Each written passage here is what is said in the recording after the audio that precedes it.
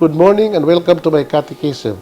I'm your talk show host, Father Lucas Inoc, and together with me is my co-host, Brad Adam Ampere, the President of the Catholic Faith Defenders of the Archdiocese of Cebu. Today is another special day for all of us Catholics because we are celebrating another important feast in our church, and that's the feast of, or the solemnity of the Epiphany of our Lord Jesus Christ. And this is very important because this particular feast ends our celebration and the season of Christmas. So we'll be back to ordinary time after this particular feast of the church. And this is very also important because we know that when Jesus was born into this world, he was not a gift of the Father to the Jewish people.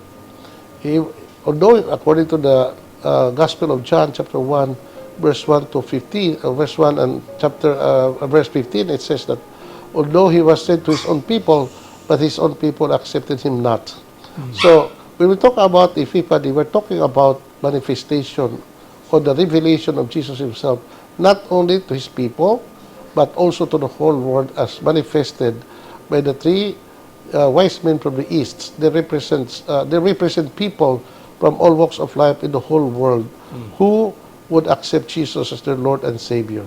And this is something that Madam Adam and I will be discussing today. Please stay with us. We'll be having a short break.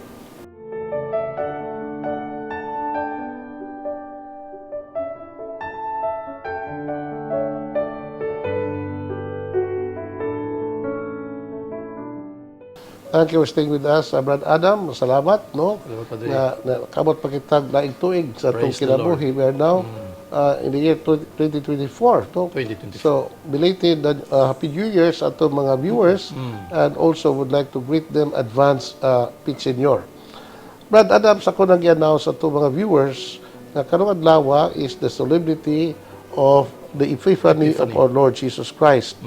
So, katong pagsabot ang Epiphany mao ang pagpadayag sa atong Ginoo ngadto sa katawhan sa tibuok kalibutan gi representahan ning tulo ka mga wise men from the East, no.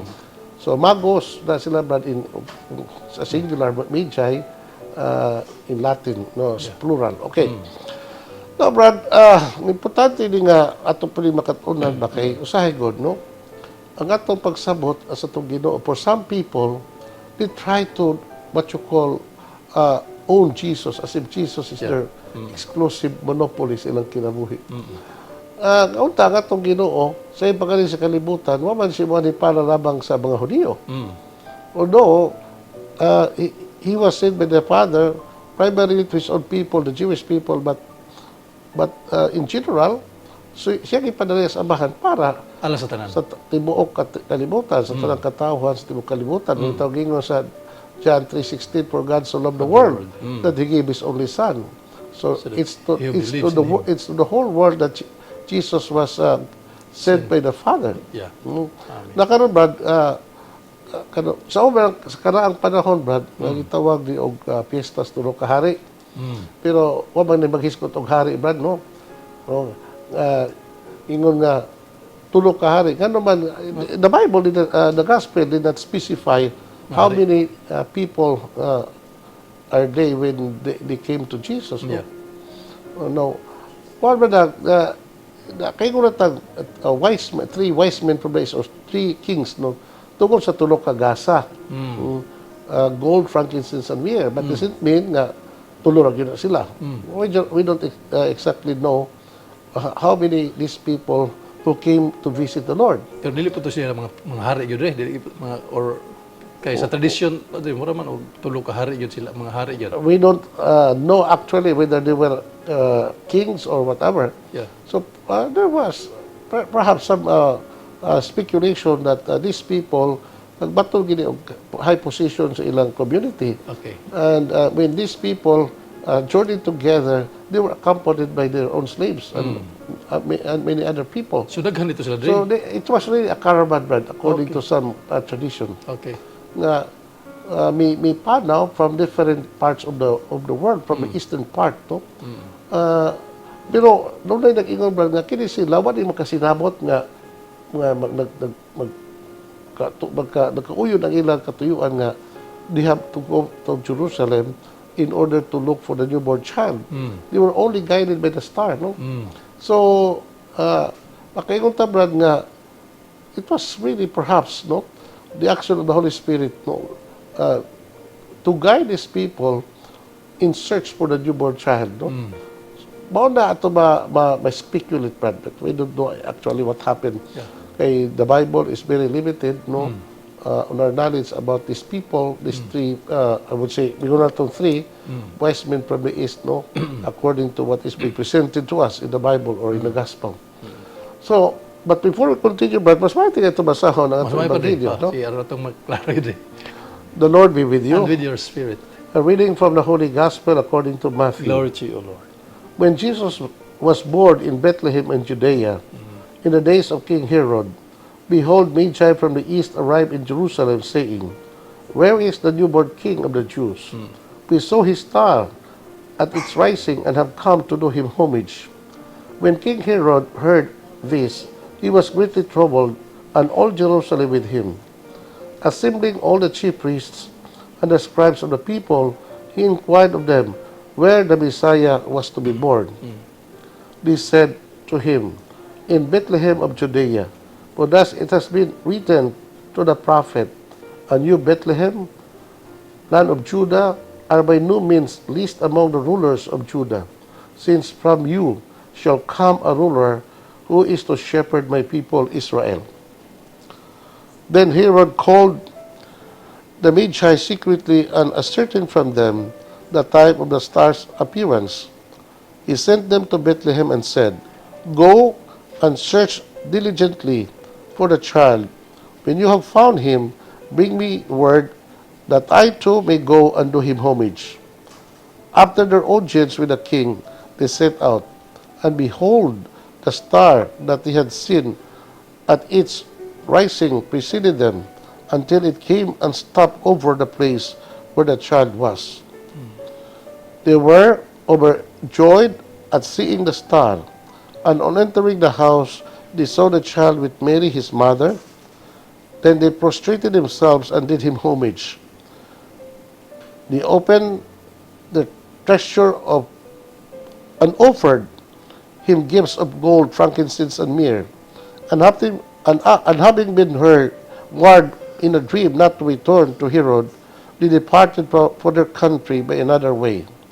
The Gospel of the Lord. Praise to you, Lord Jesus Christ. So, only brad ang complete account sa Ebanghelyo about the message of the Magi in Jerusalem to inquire where the Messiah of the Jews were to be found, no? Now, brad, kini ato naman nag-isgutan nga wa kita kay bao unsa gyud ang background ni mga wise men, no? Some people would say that they were astrologers who studied the movement of the stars, no? And they always believe that the stars no guided the human destiny, brad. So mo na ilang belief. Yeah. So when they saw the star in the east, so they concluded that somebody of great importance was born. Yeah. And they concluded that this person or this particular child was somebody who would rule the people of Israel. Yeah. Now, as to how they came to that conclusion, we don't know. So perhaps it was by the guidance of the Holy Spirit that moved these people and assembled themselves for a journey, for a difficult and long journey from their respective countries, brad, in order to look and search for the newborn child, Jesus Christ. Yeah. So mao na nga pag-abot nila sa Jerusalem, of course, no, they had an audience with Herod. Ang ilang pangutana, where the Messiah or the King of the Jews is to be born. Og mato nga si Herodes, no, nakuha po siya, na-upset po siya kay, no, you know the record of Herod, brad. Yeah. How he was insanely insecure about his position now that he's becoming old. He was very insecure about his position. He was a megalomaniac person, no? He did not want anybody to oppose his his position as the king of Israel. So anybody suspected by Herod, no, nga iyang mga perceive niya nga iya kaaway, he would always eliminate these people. You know, Brad, he even had no qualms of killing his own sons. 3 of his sons were being massacred by Herod. No? Tungod to siyang kwan, Because Herod was suspecting that these sons of him were planning to have a coup in order to grab power from him.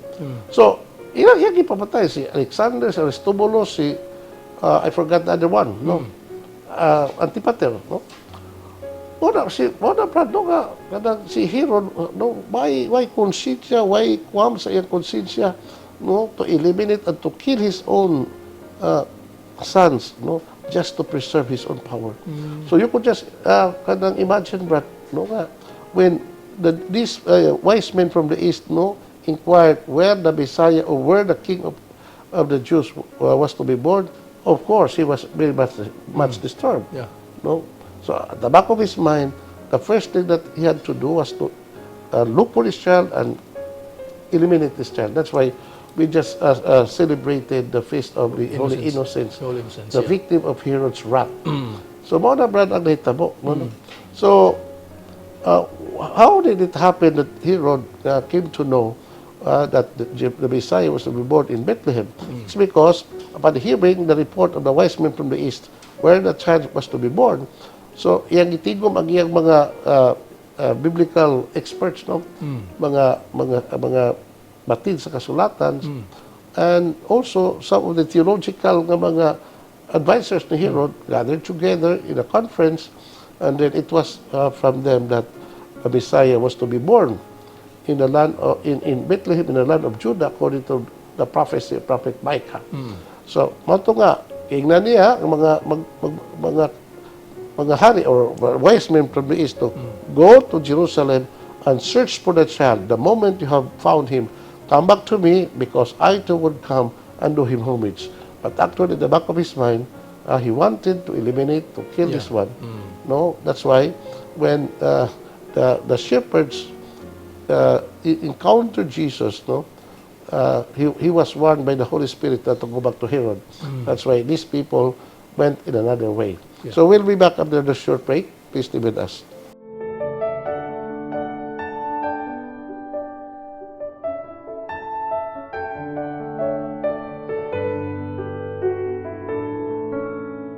Thank you for staying with us, Brad Adam. Ato nang padayunon ang atong reflection sa atong gospel karong lawa. So we already started saying that these wise men from the east finally came to encounter the Lord by the guiding of the star, no, who appeared, which appeared to them after their audience with Herod, and they were overwhelmed with joy seeing the star, no, until finally they came to the house where the child was, and then according to our gospel account, and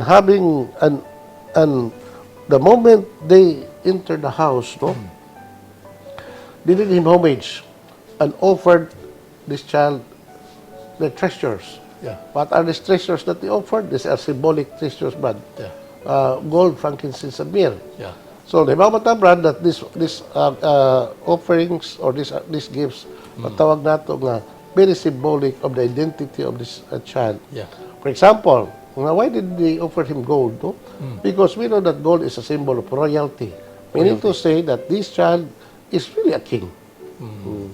Now, another offering is that they offer him frankincense. Why frankincense? Because incense or frankincense is the one being offered by the priests in the temple every day in prayer services. Now, that means to say, frankincense is a symbol that this child is a priest, which is true good. You know about that, Brad. Jesus is the true priest of the new covenant. Is the high priest according to the line of Melchizedek. Now, Mere. Kining mere, Brad, wag kita kahikita ng maong elemento, Brad, no? Because we don't have that, I don't know if we have that, that kind of a thing, mere din sa ato, no? But mere is used or was used before to embalm the dead person. Okay. So, this child, no, the symbol of mere, meaning that this child is destined to die for the salvation of the world. So, mga Brad nga, ang himo sa mga magbalanta, I mean, sa mga lamon, no, katong mga magi. So, they really came to encounter Jesus Yeah. and to worship Him. So, makapaingon ta, Brad, so they traveled, no, a very far distances from their native lands, only to search and to look for the newborn child. Nga mao ra to ilang himo, no, To pay just homage. to do Him homage, offer gifts. Unya human na, they just go back to their respective places of origin, and that's all. No, Brad, before I continue, do you have anything you can say? Ang ako di sa ana nga sitwasyon murag scripted di ba no? Murag scripted na nga I think murag gina siya og kuan na sa kuan di katumanan sa prophecy sa Old Testament kay gisgutan man diha nga God himself will send his son pangalan Emmanuel at that very moment murag mao na ginay plano sa Ginoo murag og gikuan gyud arrange sa gyud daan kay you just imagine ang tining tulo ka Magi wa man to sila sabot pa diri no sa ang nga time abot ta diya sa lugar wala but I think through the guidance of the Holy Spirit abot sila ng anang tungura because of really the guidance of the Holy Spirit mo sa mga katawhan Father na we are baptized and during baptism gihatag sa Ginoo ang Holy Spirit to guide us always diya sa pagsunod sa kabut o sa Ginoo pinaagi sa simbahan. Ako po, Brad, no, in my own reflection po, makita na ko ba, na when the child Jesus was born, people in Israel were very indifferent. No? Imagine, Brad, when he was actually born in Bethlehem, it was in the middle of the night, and it was only Mary and Joseph who were there in the manger, worshiping the child Jesus. Of course, no, the angels from heaven came and worshipped Jesus. Plus, the shepherds who were watching in the middle of the night for their sheep, no, these people received the first news, the good news from the angel that tonight in the town of David, the Messiah, the ruler of Israel, is born to you. So, moto nga ngato sila, and they found the child and his mother, and they worship him. So, pero wa na to ba kita, wa na to ba basa o badungog, the reaction of the people in Bethlehem, in the whole of Judea, nataw itong Ginoo. Mura bag, Wait, consider there was Way no kalibutan. celebration. Yeah. There was no joy. There was even what you call an attitude of indifference. And not only an attitude of indifference, in the part of Herod, there was what we call an attitude of hostility. You know? You know, Herod, but no, although no, he made so many good things for Israel, no, to please the people of Israel, because many people in Israel did not recognize him as their king, because he was half Jew and half Idumean. So, you know, in order to please his people, no, he embarked so many projects, no, mga infrastructure projects, and one of the major achievements of Herod was the enlargement of the temple, to make the temple a bigger structure, which was the envy of the ancient people during the time. No, with that, the Jewish people were indebted to Herod. But no, Herod did not do all these things out of religious motive. He did all these things to enhance his power, no, to protect his power from the possible enemies. Yeah. So, mga to, Brad, nga, kanang pagkadungog niya nga na tao na ang hari sa Israel. So, the first reaction of Herod, no, mao nga, true to his nature, mao nga, at the back of his mind, he instructed the Magi, go to, in Bethlehem, or go to Bethlehem, look for the child so that I too may come and worship him. Pero at the back of his mind, buot niya nga mawa o ma-eliminate kini mga bata. So, the rest is history, Brad. Okay. So, ang atong punto ni Brad ba nga, unta, di mo kalimutan malipay. Finally, the long-awaited Messiah has come. Finally, the Messiah is already, has been born for us. Pero para there was no celebration, there was what we call an attitude of, the general attitude of indifference on the part of the people of Israel. Tingali po, brad, kasama sa tagay, kaya kung mga hibaw ang mga katauhan sa Israel, in Jerusalem and nearby villages or places surrounding Bethlehem, so it would invite attention of Herod. And the worst thing could happen is this child would be easily killed by Herod. So, mao na nga, perhaps, hilom na yun sila, no? Pero, ang atong panto ni Brad na, kining, ang way kadasig, ang way pagtagad, ang way enthusiasm sa mga tao kanitong panahon about the news of the birth of the Messiah. Wag yun, Brad, no? But dili ka po kundi kanina ang majority of the people wag sila kaybaw nga kung ana ang prophecy. Perhaps wa po sila kaybaw. Unya karon nga diha na mga Magi nagpaybaw naman nga nataw na ang Mesiyas kalibutan. They could have also look for the child, no? They could also have to search for hay naman ng Mesiyas nga ito gipaabot. Nataw naman ini. Pero the gospel is silent about the reaction. Brad, ang atong punto ba kini, no? Kining gibuhat an example of the wise men from the east. We know that these people were not Jewish. We know that these people were not brought up by the Jewish faith and tradition. But because of the guidance of the star, what you call, naghatag sila sa ilang panahon, aron pagpagita sa maong bata. So, makaingon ta, Brad, ba so guided dito sila din, no? So guided dito sila, bisag mga pagan to sila? Yes, of course, no? Good that you mentioned that they were pagans, no? Even people who were not educated by the Jewish belief and culture, God can also touch the heart of these people.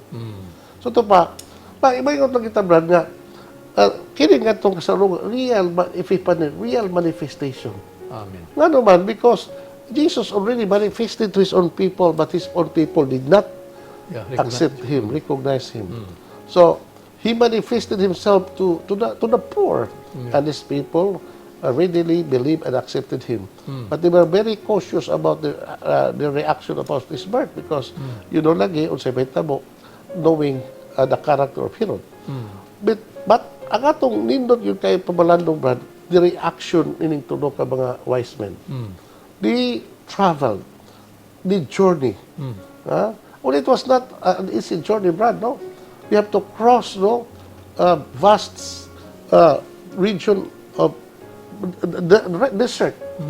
They have perhaps to cross mountains and rivers, They have to just to come to Bethlehem. Pagpangita ng batang Jesus.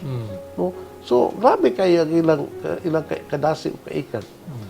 Ubaw ka na nga, finally, ilang yung nakaplagang bata. Kay, matod pa sa kasulatan na search the Lord, or look for God and you will always find Him. So, mga nanitabo din na, Brad, they actually found Jesus. Because they had a desire to look for Him. And we'll be back after this short break.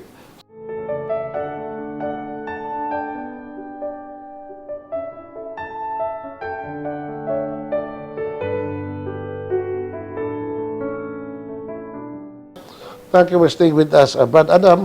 So, before I continue about our reflection, being a lay evangelizer, Brad, unsa may imong ika-paambit nining atong ebanghelyo for our people, develop po ang ilang faith Yeah. in the Lord.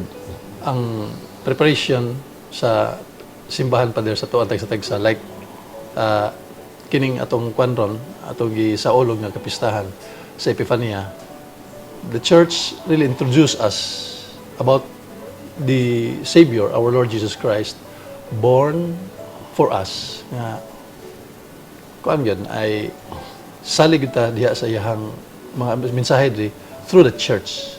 Wala maabot ang Ginoo diri nga pinaagi lang sa usa ka pundok, pinaagi sa iyang pinili, alang siya kanato according to the Gospel of St. John chapter 3 verse 16.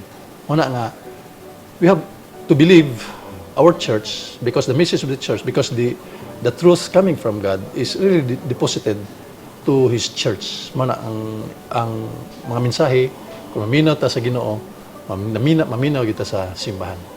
Sama sa tulo ka hari nga wa nila makaplagi ang Ginoo kung wa nila makaplagion ang babae, si Mother Mary. And therefore, kinsa to magkaplag sa babae, iyang makaplagan ang bata nga mao ang ato ang manluwas. So without accepting the Blessed Virgin Mary, Father, the mother of our Lord Jesus Christ, mura og layo ra ang Ginoo alang kanato. Mao na usa sa mga mensahe na padre, we have to believe and we have also to accept the Blessed Virgin Mary as the mother of our Lord Jesus Christ, kay makakita ta sa mahal nga birhen ato magkalpagayan usab ang batang Hesus nga mga niluwa sa tibuok kalibutan. Okay, Brad. So, ako sang pabalando ni the part of the wise men from the east, Brad. No? So, we already know that their background is not Jewish. Yeah. They were basically pagans. Pero kung sa itong bata nga sa ilang journey, Brad, no? Nangita sila sa batang Hesus. Many authors of the biblical the biblical theology, Brad, they would always characterize, or they would always call that journey of the wise men from the east as a journey of faith. Usa ka to ka padaw sa pagtuo. Okay, wa pa sila pagtuo, Brad, although their faith was not very much defined, no? But they have the faith in their heart. So, guided by that seed of faith in their heart, Brad, no, they embark on that particular journey. Now, mao na, Brad, lagi nga, sa atong kinabuhi nga gipuy-an karon, we are already Christians, we already know Jesus, we have already accepted Him as our Lord and Savior. We know everything about the life of our Lord Jesus Christ. No? Now, unsa man ang celebration sa Epiphany for all of us Catholics today, for all of us Christians, and not only Christians, but for all peoples of the world. Throughout the world. What would be our attitude and what would be our reaction about the birth of our Lord? No? Although Jesus, dugay na tao, dugay na isang namatay. Pero ang atong pangutana, as a man or a woman living on this world in the 21st century, 21st. unsa may atong attitude karon in regards to the birth of our Lord Jesus Christ that already happened almost 2,000 years ago.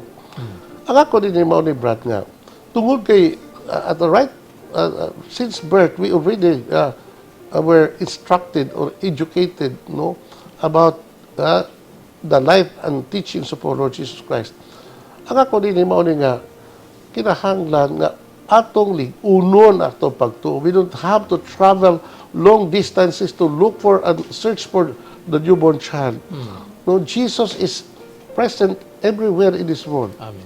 No, we can encounter Him in many areas atong kinabuhi. No, we encounter Him. The first moment of our encounter with the Lord is when we were baptized. Amen. Although we were baptized, we were young. But that experience of encountering and receiving Jesus at baptism, o na nga ato nang i-live kadunay sa atong kinabuhi now that we are already mature people. Mao na nga, ang ato din sa atong kinabuhi atong ipuy-an karon, we should never stop na looking and searching for God. Amen. no? So, sa unsang paagi nga ato ma-encounter tong Ginoo every day of our life. So we can always encounter Jesus in many ways. One way of encountering Him is through prayer. No? Jesus is always there when we pray because in fact, according to, again, the Gospel of Matthew, when 2 or 3 are gathered in my name, I am in the midst of them. So, we don't have to go to Israel today to look for that Jesus. No? We can encounter Jesus in many ways. No?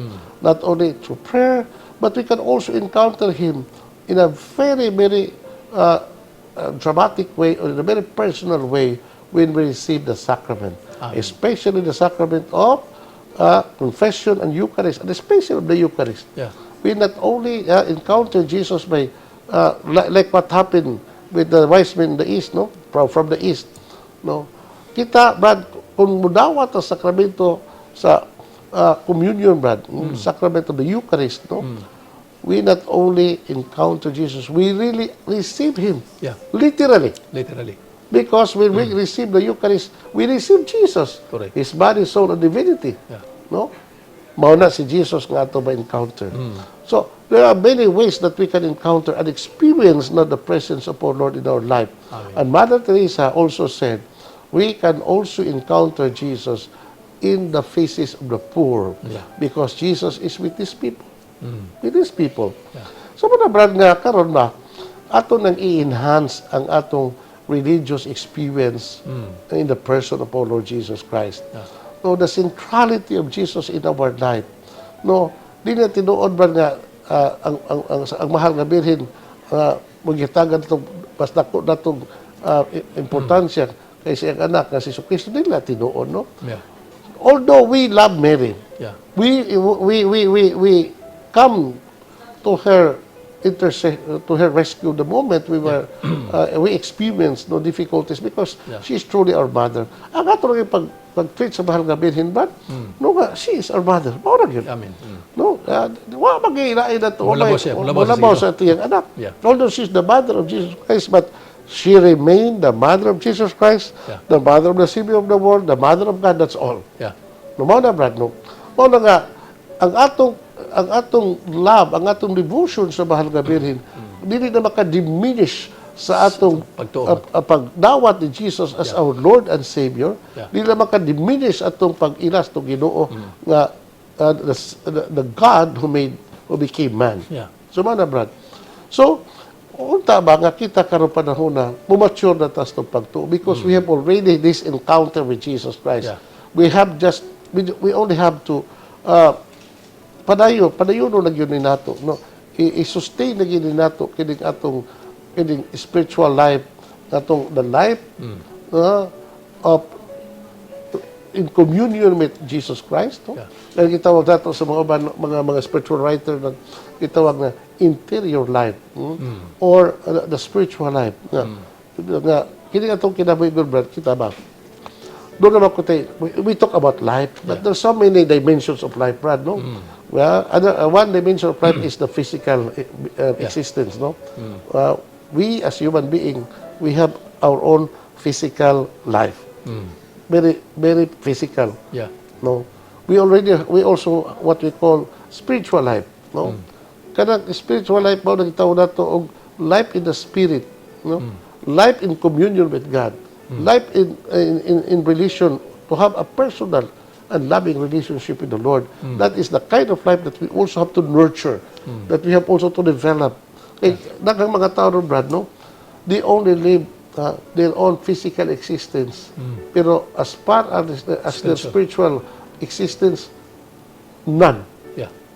So, kanang spiritual existence pa der, kanang relationship nato between the people and the Lord. Basically, our relationship with God and our relationship with our brothers and sisters, no? So, mao na, Brad, nga kinahanglan i-cultivate kita nato nga matang sa kinabuhi. Another dimension sa atong life, Brad, is kinatawag social life, no? Social life. Other dimension is our kanang gitawag political lives, no? Yeah. Lives nato nga atong pagapuyan because we are living in this world, no? Yeah. In communion with other human beings, no? O na nga, kita, Brad, unta ba, karon panahon na kay, di naman kinahanglan nga kita Sa kung nag-ingos makadaghan, kinahanglan nga we spend a lot of efforts and money to search and look for the newborn child. Ang kinahanglan na yun nato atong i-sustain ang atong journey sa pagtuo. Now that we are already Christians, now that we have already had Jesus, now that we are baptized, no, now that we become members of His mystical body, ato na lang yun ang i-maintain, atong i-sustain, and we have to develop this type to the full. Amen. No? And so, Brad, ba na itong kamot, atong panawagas, itong katawhan, nga unta, mutubo na ta sa atong Kristohan ng kinabuhi, kumutubo na ta sa atong relasyon sa Ginoo, kung sa usa kanato. As brothers and sisters. The Lord be with you. And with your spirit. And the Almighty God bless you, the Father, the Son, the Holy Spirit. Amen. Amen. Thank you and good day. Praise the Lord. Hallelujah.